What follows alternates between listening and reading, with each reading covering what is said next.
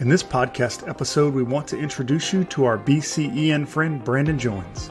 Come along as Michael Dexter and Holly Briggs talk with Brandon about his journey in emergency services and nursing, and his new passion on educating pre-hospital and hospital staff about best practices related to patients with autism. This episode is called Flying the Flag for Autism Awareness.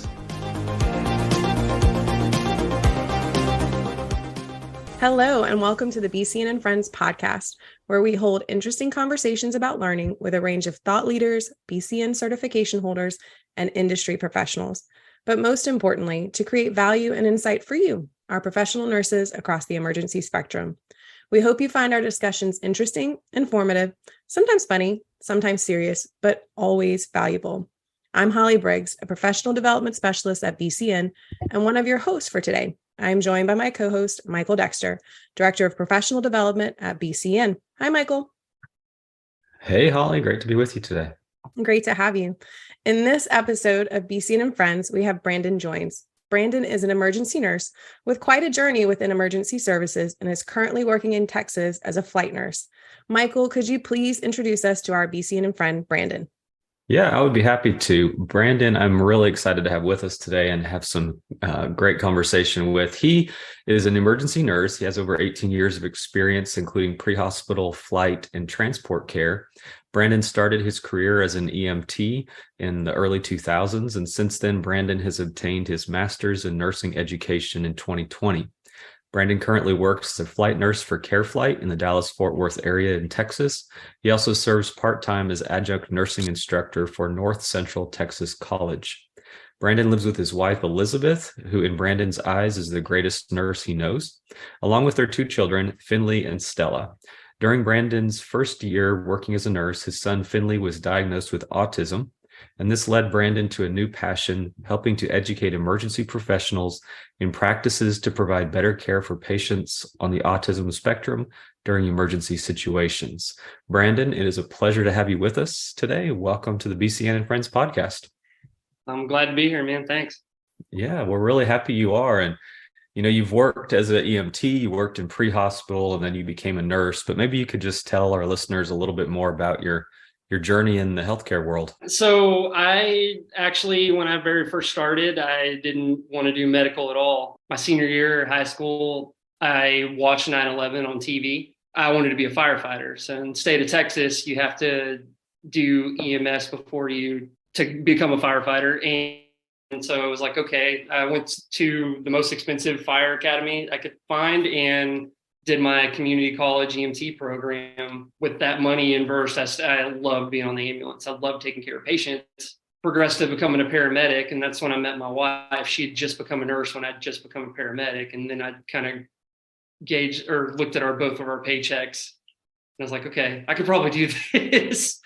When I started nursing, I didn't drink the Kool-Aid quite a bit. I feel like I got into it more for financial reasons, but man, the moment I kind of took that role as a nurse, I fell in love with it, and especially emergency nursing. And it's kind of brought me to what I'm doing now. Good thing about flight is it's kind of that perfect mix between EMS and as far as this pre-hospital services and kind of doing what I can as an emergency nurse. So genuinely love it.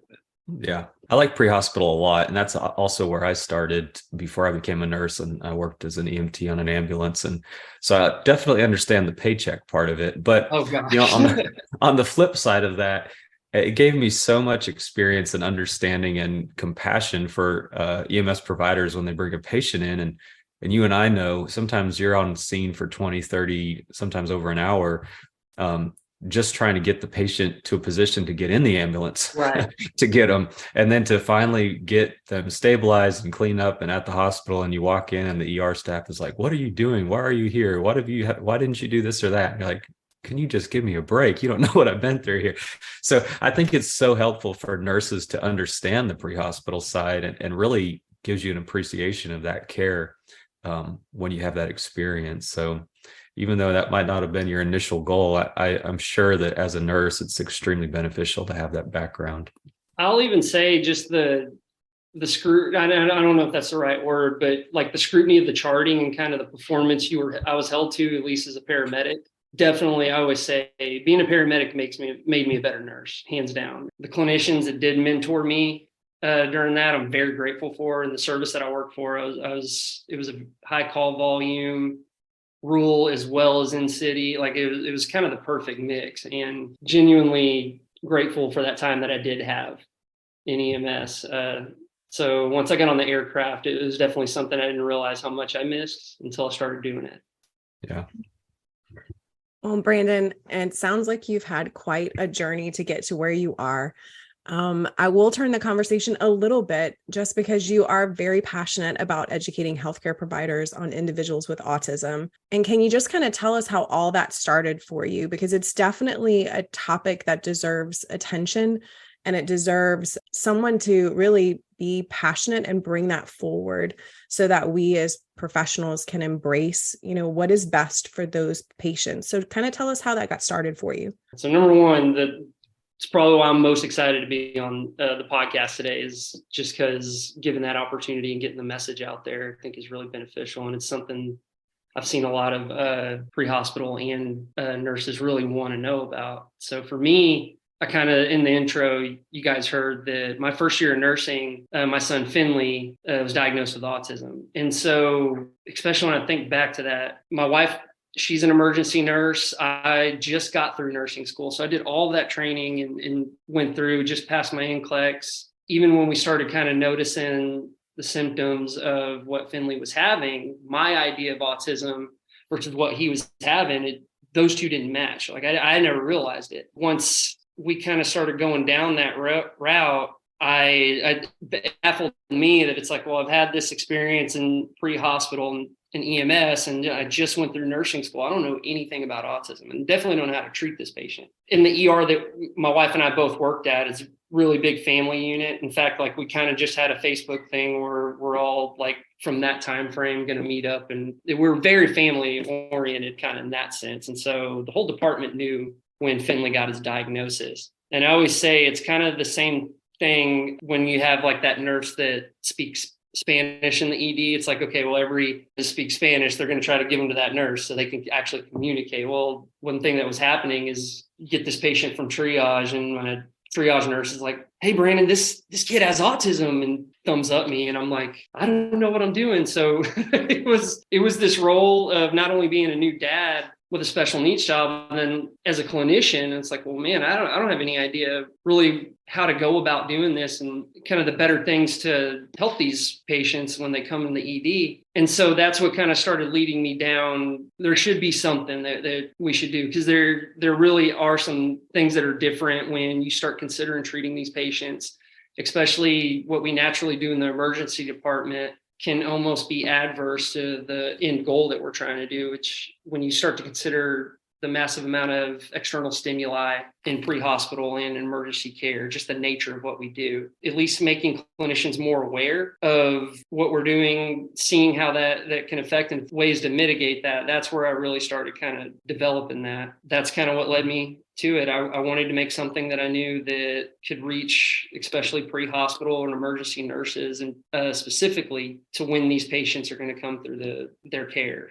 So Brandon, what would you say as emergency nurses or pre-hospital care providers, no matter what the specialty of nursing that somebody listening is in, what would you say would be important pointers you would give them, or some tips? Because as you mentioned, there's just not a lot of education out there. So without giving away, a day's worth of data or anything major, what would be some maybe quick tips for them on caring with these patients? I have, every time I talk about autism, if there's one thing that I want people to take away, and I'm going to do this, it doesn't necessarily deal with nursing, but one thing I can almost guarantee is anybody that's listening to this podcast, you know of somebody, whether it's a friend or a loved one, that has a loved one with autism. Water safety, water safety, water safety. It's the leading cause of pediatric death for patients on the spectrum. And so if I have a way to promote this, so I'm going to. But anyway, so one thing I'll say is, if you have a loved one or somebody on the spectrum, if you can get them any kind of swimming lessons, that is probably worth more than any gold or anything you can give. I just had to put that out there. So as far as prevention is a huge part of what we do. So yeah, I'm telling you that just to throw that statistic out, in early 2010, 90% of patients, if they were under the age of 14 and they eloped from safety and died, they died from drowning. So if you had 10 kids in that time frame, they got away, to where they weren't in a safe area, and then they ended up dying, it was drowning. So the affinity for water for folks on the spectrum, still a lot of people don't understand it. There's a lot of theories of just because it can kind of help with the sensory overload and stuff. But I'll even say, even for my son, like, he's drawn to water more than any person I've ever met. We did 4 years of swimming lessons before he was really proficient in swimming, but the peace of mind that gives, I can't tell you guys enough. So if you do have a loved one, you're looking for a Christmas gift or a birthday gift, pay for swimming lessons. I promise you that'll be the best thing you can give. So more for nursing, since it's what I'm here for. If there's any one tip that I can give is, and this isn't just for autism, one thing another point I like to bring up, and this is for any patient that's overwhelmed, decreasing stimuli goes so much further. Even if it's just the tone of your voice, trying to dim lights in your room, if you can get away with it, really try and embrace the patient and explain what you're doing as far as assessment and stuff like that. That can go the longest way for completing your assessment. Any kind of emergency treatment you do have to give, try to pay attention to those things. And even up to I'm an ER nurse in flight that works with mostly ICU nurses. So I wear that proudly, but I will tangle cords easier than anybody else in this world. And that's one of those things. It's like having even something as simple as keeping your cords in your room neatly kept in uniform, where it doesn't look bad, that where I wouldn't notice that. Sometimes people on the spectrum, that's one thing that they notice and they can't get over. And that little thing can impede your whole assessment. So just be aware of things like that. And I think you start that and you really notice, okay, what's going on. Anytime you start trying to minimize those things, you're doing better for your patient right there. You might make a few people unhappy trying to convince them to straighten their IV.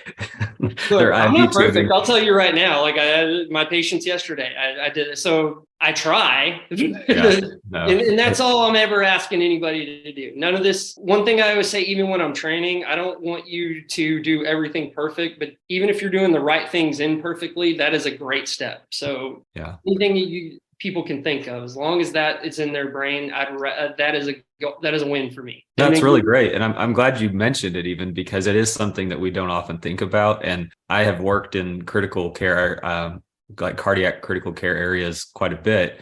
And it's so funny, like all the memes you see and the things about ICU versus ER nurses are so true. And one of the things that's always consistent is that just the messiness, because we get so involved in keeping the patient alive and stabilized that we don't really think about all the messiness. And then that translates over to those patients that really don't need those primary care things done.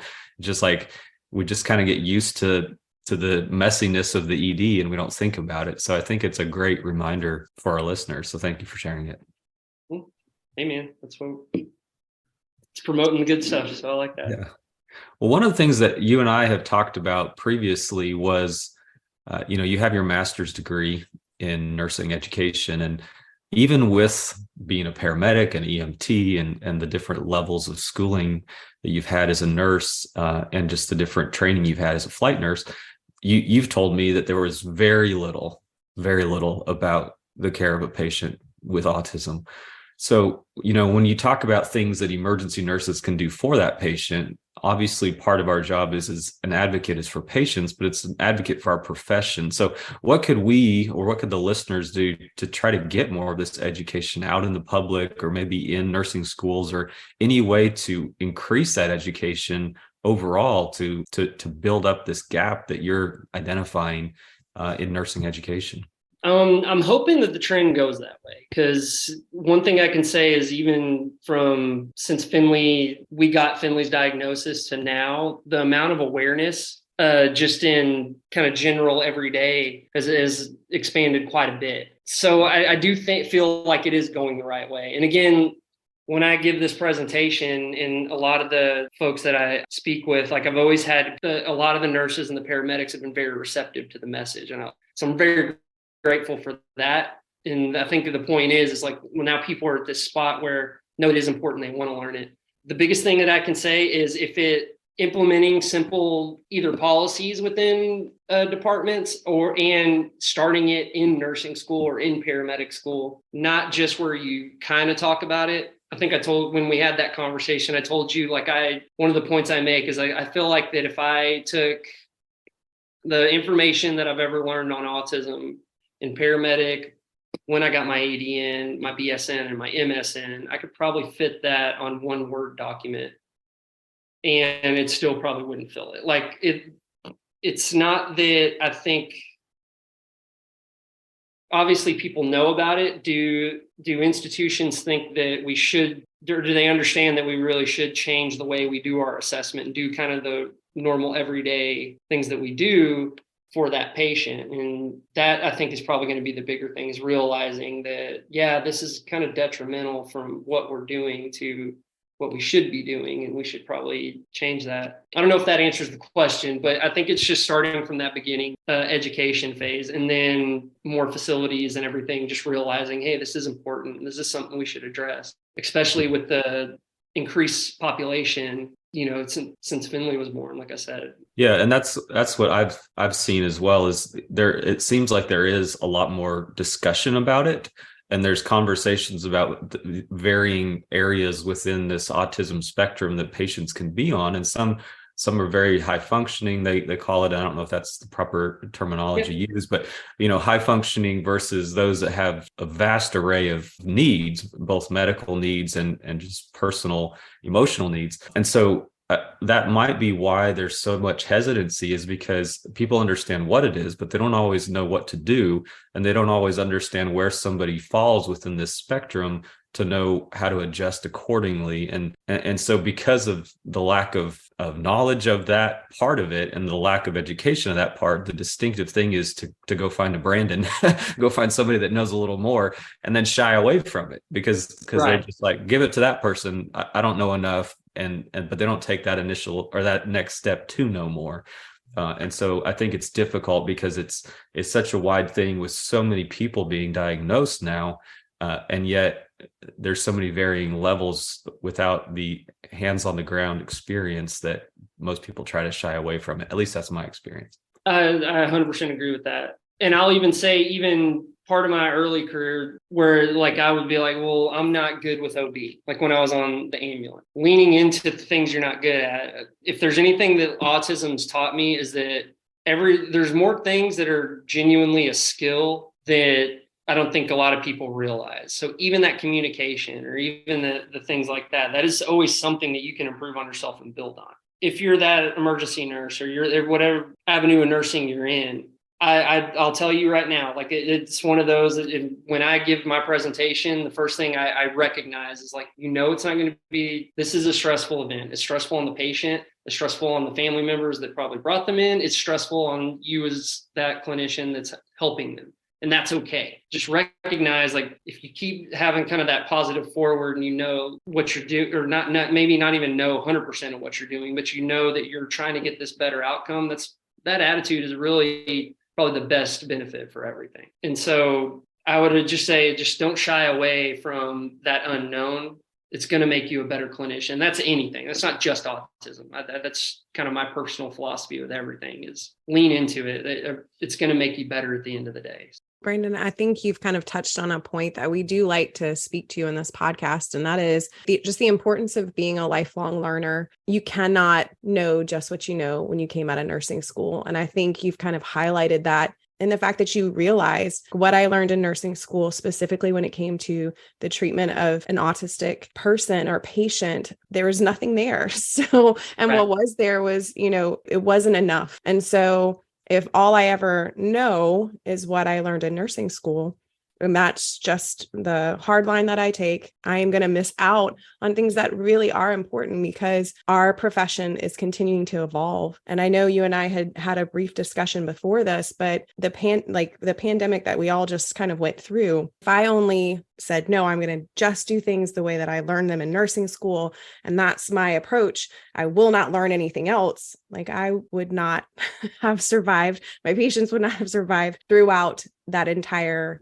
pandemic. I really think that you've hit that out of the park. But what would you just say to someone who says, well, I just want to be a nurse. Like, I just want to be a nurse. That's all I want to do. Why do I need to learn anything else? What would you tell them? I'll say this, and then again, I'm always kind of tactful, like kind of asking something. Well, this is what I want to do. Okay, I'll tell you why this is important to me. And I have, number one, if you just want to be a nurse, say you're brand new or however long you've been doing this, nursing is the most humbling thing I think any person can do. I really, when we were talking about EMS and whether it is kind of before we kind of got into everything, I really wish there was like a course in high school where everybody had to do a shift in the emergency room or be that shift on the ambulance. Because that, to me, emergency care is definitely where you see humanity. If there's anything in 18 years that this has taught me, is life can humble you very quickly. So if I know that I don't know everything and I still want to do better, that's kind of that reason why,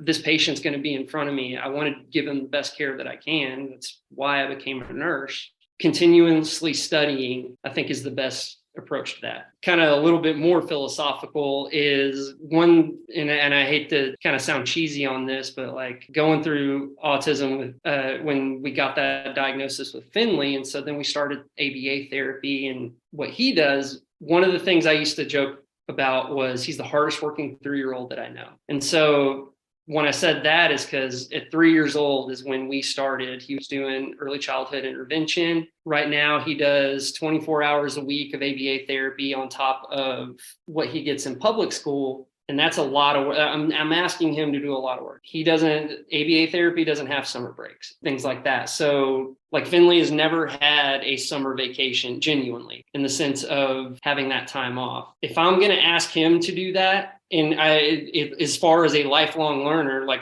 he is the embodiment of what that is, because his whole life, he is learning everything that to try to fit in a world that's right now is not built for him. If I'm going to ask him to do that, I don't ever want him to look at me and see me being lazy and slacking. So I'm very big on, I'm one of those people, I read and study, and I do it in front of my kids because that's the example that I want to set, but especially for him. If I'm asking him to go out there and do this, I don't want him to see me sitting on the couch being lazy. So that's kind of more, if I had that motivator, that's what it is. Again, the profession that I chose, it just kind of, those two things kind of molded to where, like I said, I think everybody can study 30 minutes a day. It is one of the things that I tell every one of my nursing students and people that I work with. You can study something 30 minutes a day. Hey, Brandon, I appreciate you sharing with that. You're motivating me. So thank you for that. And obviously your son has greatly impacted your life, and I don't know if your son is the answer to this question or not, but we always like to know from people on this podcast if there's a certain person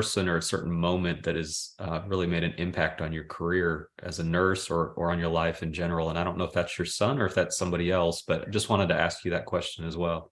So as far as people, that it could be a list that long.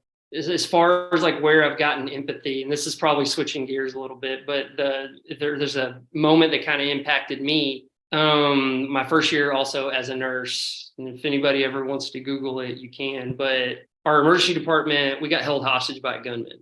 This is kind of one of those odd ones to talk about, but basically what happened, when the gunman came, he went to our charge desk, and our charge nurse, I won't name her name, but she's a great person. She's someone that I'll follow to hell, is what I always say. If she asked me to, I'd do it. But anyway, pulled the gun on her, told her that I want all the morphine you have, I want to die. It was about the craziest story I think you could ever hear about. Well, anyway, in that sense, one of the things that I did, and I'll try to make this shorter, but I ended up barricading them on the other side of that. And finally, SWAT team came in and they ended up shooting the gunman. Then literally me, her, and there's about 5 other nurses ended up working this guy. And we did the full meal deal to just try to save this guy's life that held us hostage. I didn't realize at the time, because I was just a medic before, and I was always this person that is like, no, I'm not stopping. So and we were the only level 1 trauma center in that area. I was taking patients an hour later. So I didn't realize the problems that I had from that, but in what it did to me, like just literally from taking care of patients that first 2 years to where I really started to step back and see the things that, as far as becoming empathetic, and man, I almost kind of got, I don't know, but it's one of those events that even in my career now, my feelings towards that person, where at first it was a lot of this anger and I was bigger than the problem and things like that, to where now I look at it and I feel a lot of empathy for kind of what he was feeling and what he was going through. Still, I'm not going to say that I'm not mad about the outcome, but number one, where I thought I was bigger than that, kind of being humble to it. And it's like, that is something that should change me. And so now I kind of look at those experiences as like, now I'm okay, especially in emergency care, when we do have those kind of bad outcomes or kind of critical things where, like we see what I think a lot of people don't get to. I'm more open to letting those experiences change me now, because I think it should, and versus where I used to really push against it and not do it. But it's one of those events that I really like to look back, and it's kind of shown how I've progressed as a clinician, as a person, and as a dad, all those things. It's just like it's that event more so than anything else in my career.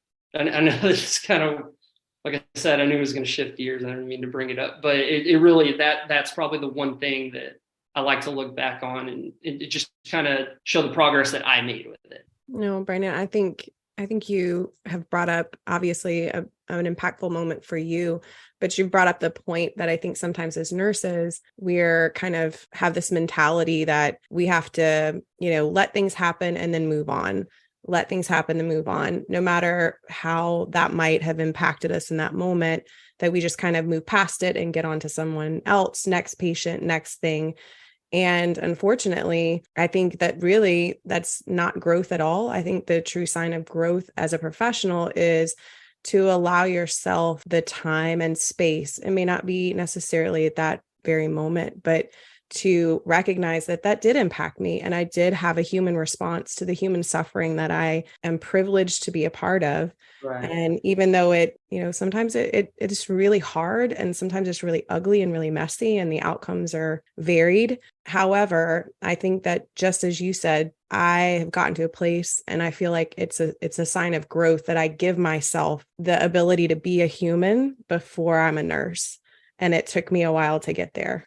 It's one of those that I was very insecure, and still, like, there's still a level. I was very insecure to ever talk about that. Because again, even like I was taking patients literally an hour later. And one of the things like it's when I say I carried that anger, and it really affected, I think, even my patient care. Not that I ever mistreated anybody, but like, it's hard to go, like, one of the things that as emergency clinicians we're expected to do is you go into a CPR, work this person, you have this huge emotional experience. You can see the family kind of come in and watch what happens. And then 30 minutes later, I'm going for kind of someone with drug seeking behavior, and you got to maintain that too. It was really hard for me at the beginning. And I think it's hard for a lot of people, because then you're also like, why am I doing this? And why am I here? And then that starts to carry into your care and how you even communicate with those patients. And then it builds on that cynicism. People can get real cynical, and, this job can do that more than I think any other job in the world. Emergency care, let me say that. I've been doing patient care literally for 18 years. So I know that's something, again, like I say, there's so many things that are a skill. Keeping that in check, that's something that you really have to work on, in the sense of not becoming that bitter, hateful, I don't even know if that's the right word, but just kind of person when you're taking care of these people or your patients. The fact that I know like how far I've come with that, and even just like I said, my feelings towards the event itself are completely different than they've ever been. What I can tell you is, like, versus the anger, resentment, and the cynicism that I had, versus now, where it's like a bit more empathy, and me admitting that changed me is not a bad thing. Like, it's good to be vulnerable to those things, but I didn't let it tear me down. I didn't let it take me away from this, because there's a lot of people, unfortunately, that event did take them out of nursing and out of patient care. So it's just one of those, like I say, if there's something that impacted me to this day, that event still does. And it's just odd because I didn't realize how much it did. I don't think a lot of people do till you kind of go through something like that. Thank you for sharing that with us. I know that, it's hard to be vulnerable, even amongst your peers, even amongst friends who understand kind of where you're from, but I appreciate that. So thank you. I do a kind of a talk about feelings and nursing and, how we have to embrace secondary trauma. And I tell people, I'm like, okay, now we have to get out of our feelings. Like we got in our feelings together. Now we're just going to get out of them because I know everybody's uncomfortable. I'm just kidding. I'm sure no one's uncomfortable. And again, thank you so much for sharing that. But I'm going to hard write it and I'm going to ask you a few rapid fire questions. So what would you be doing if you were not in your current role? Oh gosh, that's a hard one because I've done this my whole adult life. Morning radio show DJ, is that still a job? Yes, it is. It is still a job. I think it is. Yeah, I think it is still a job. There are still radio DJ stations. DJ in the decks in the morning. Like, I feel like I got that. So that let's do that. I love it. I would like to be a guest host on your DJ show. I will spin a few things when you need to take vacation days. So that will be fun. All right. I have 3 categories regarding basically favorite. So here we go. What is your favorite book? It can be current or best of all times. So I'm like a huge comic nerd. Like since I was a kid, I have several boxes. My daughter, her middle name is actually named after an X-Men character. I know this is odd. There's this storyline in Marvel Comics called Old Man Logan. And even if you're not into comic books, it's a great story, like just storytelling and art. That's probably one of my favorite books, which is not, I don't just read comics. Like I do read pretty regularly, but that's. I feel like you must have read a lot of books in your journey throughout your nursing career, your pre-hospital career. So I think we all can say that you probably very well read, but to know that you are picking a comic, that's actually really cool. I mean, got to play to my strengths. So. That's right. Okay. Favorite movie. Again, it can be current or best of all time. I guess I'll just add to that. Since the Marvel Cinematic Universe has come out since I was an adult, like every movie that comes out is my favorite. So the next one's going to be Ant-Man. That's going to be my favorite movie. It's just going to happen. I know it. It is an event at our house. I'm talking opening night. My poor wife has to dress up with me and then we go to the movies and do that. So we've been married 15 years. She's on board. She's got it. She's supportive in ways that, maybe she'll let me name our daughter after an X-Men character. I was going to say she's all in, it seems like, with your choices of favorites, and that's a supportive spouse right there. So, okay. Favorite song, again, can be current or best of all time. I listen to like punk rock and kind of metal and stuff like that. It's more of a hard rock song. There's this band out of California called Middle Class Rut, and they have this song Busy Being Born. It's one of those that like, I don't care what, if I have to do something, I can play that song and I'll get it done. Like I feel like it's like my anthem. My poor daughter actually knows every word to it.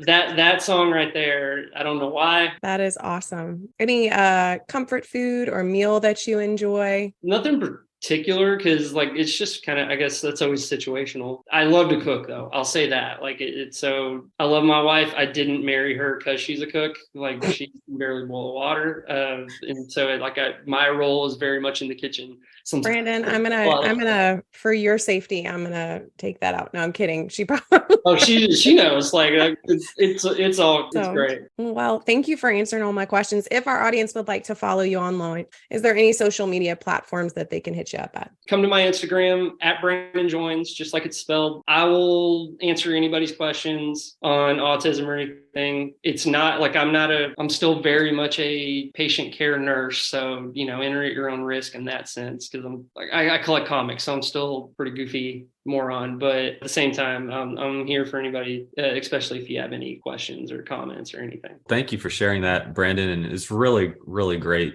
talking with you today. And I'm glad that you could be on the podcast. As you were telling that other story about the hospital and the situation that you faced there, I thought we could have a part 2, part 3, part 5 with Brandon. He's probably has a lot of different stories and things that you could share, but it's really been good. I am excited though that you'll be in Dallas at the Dallas Learn Live conference in May to speak and teach on on the care of patients with autism. So we're really looking forward to having you there in person. And again, thank you so much for being here, for sharing with us and with those that are listening. It's been really great talking with you. I'm excited for the conference too. And guys, thank you for listening. I want to take this time to thank Brandon for joining us for this episode of BCEN and Friends. Thank you, Brandon, for sharing your time, your knowledge, and your passion with us. And again, I echo Michael when I say that we're looking forward to spending time with you in Dallas at Learn Live on May 16th through 17th of 2023. If you're listening in and interested in joining us in person at Learn Live, you can check out bcn.org for more information. And to all of our listeners, we hope that you will stay tuned as we continue with BCEN and Friends and bring you new and meaningful content and perspectives. If you have a suggestion for an episode, please email us at bcn@bcn.org. I am Holly Briggs, here with Michael Dexter, and on behalf of the entire BCEN team, we thank and celebrate you for all that you're doing as professional nurses across the emergency spectrum. Until next time, we are out.